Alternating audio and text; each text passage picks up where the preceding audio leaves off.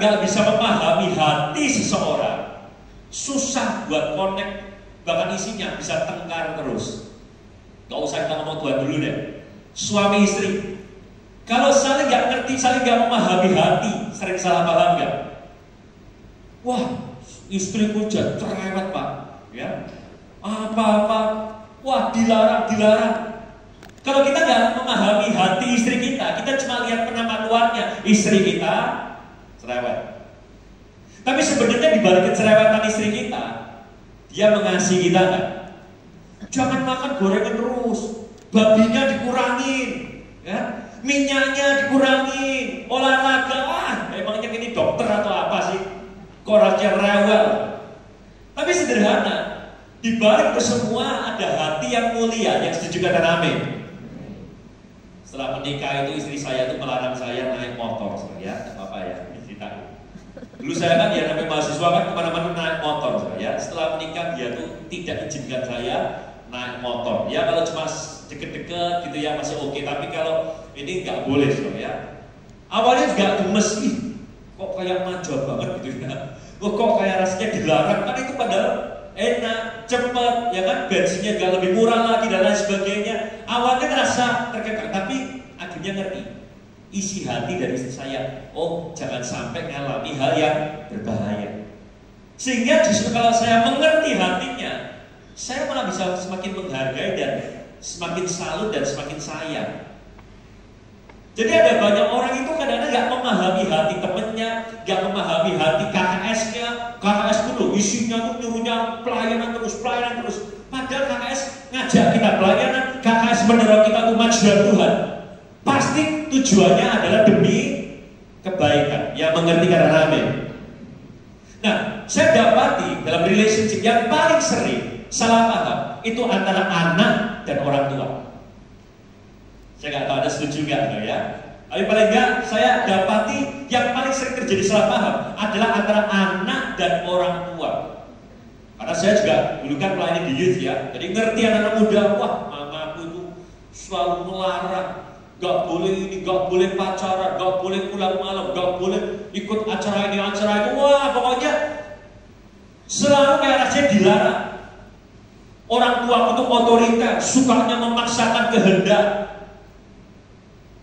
Ada orang tua yang memang murni salah, dalam artian orang tua yang memang ya mungkin belum dewasa ya soalnya, sehingga sukanya mengekang dan memaksakan anak. Tapi ada juga orang tua yang kelihatannya memaksa, kelihatannya kok menghalangi, kelihatannya kok rasanya ribet, tapi sebenarnya sederhana, karena dia mau jagain anaknya. Dia nggak mau anaknya pacaran sembarangan, dia nggak mau anaknya kehilangan fokus kuliah, dia nggak mau supaya anaknya bergaul salah, kaprah. Sehingga orang tua berusaha menjaga. Ada orang tua yang kelihatannya memaksakan, kamu besok kerja ini, kamu kuliah ini. Bukan karena dia orang tua otoriter, tapi semata-mata ya kan dengan segala keterbatasannya, dia rindu supaya anaknya bisa sukses, bisa bahagia, bisa berhasil. Oh yang semesti mengerti kata amin ya. Masalahnya kadang-kadang anak gak ngerti hati orang tua, sehingga yang didapat adalah orang tuaku jahat, orang tuaku egois, orang tuaku gak sayang, orang tuaku cuma mikirin dirinya sendiri, gak peduli sama aku, gak enak punya orang tua kayak dia. Akhirnya salah paham. Banyak orang tua dan anak akhirnya break, akhirnya hubungannya kacau berantakan. Kenapa? Saling gagal memahami hati satu sama lain. Bahkan sampai tua, bahkan sampai meninggal pun, akhirnya baru sadar setelah orang tua yang meninggal, oh ternyata papaku sayang sama aku, tapi ya sudah terlambat. Gagal memahami hati. Coba kalau seandainya kita bisa memahami hati orang tua kita, bukannya kita berantem, malah kita tuh malah sayang, malah dekat. Sama halnya dengan Tuhan. Ada banyak orang yang gak bisa dekat dengan Tuhan karena gagal memahami hati Bapa. Tuhan itu jauh. Tuhan itu gak peduli, Tuhan itu gak sayang. Tuhan itu ini, Tuhan itu dan lain sebagainya. Tuhan itu sukanya memaksakan kehendak, turuti perintahku. Ya kamu harus taat, wah otoriter banget. Persepuluhan Tuhan, wah Tuhan tuh memang sukanya cari-cari. Nah kayak gitu. Kenapa? Karena kita gagal memahami hati Bapa.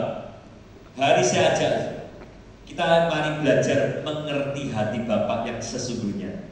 Yang mau katakan amin. Sehingga kita gak salah paham.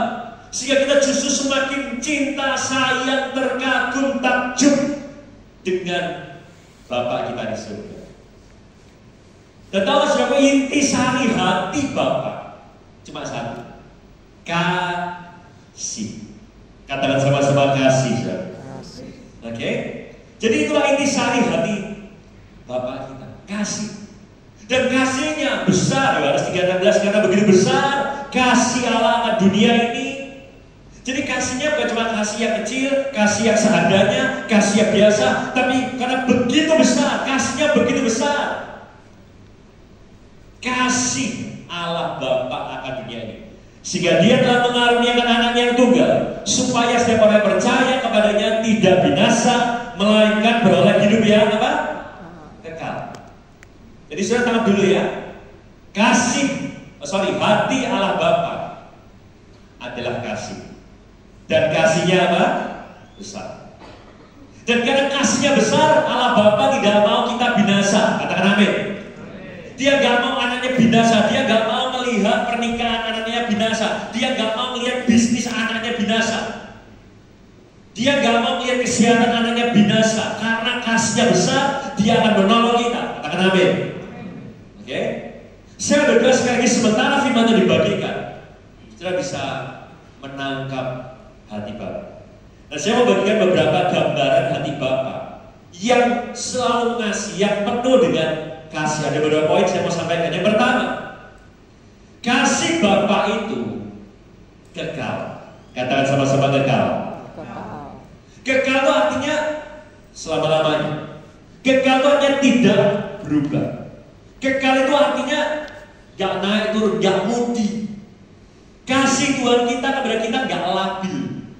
Ada banyak orang kasihnya sama pacarnya, pasangannya, anaknya itu mudi. Kadang baik, kadang romantis, kadang gersang. Kadang bisa, waduh cinta banget, kadang bisa sebel banget. Kadang pengen dekat, kadang pengen ambil rehat. Itu kalau manusianya gitu, naik turun, fluktuatif kayak harga saham. Oke, dan Bitcoin. Oke. Tapi kalau kasih Bapa kita di surga, kasihnya tidak berubah. Bahkan sekalipun kita berdosa, sekalipun kita jatuh dalam dosa, kita bersalah, kita sudah sering menyakiti hati Tuhan, tapi saya mau katakan kasih Allah Bapa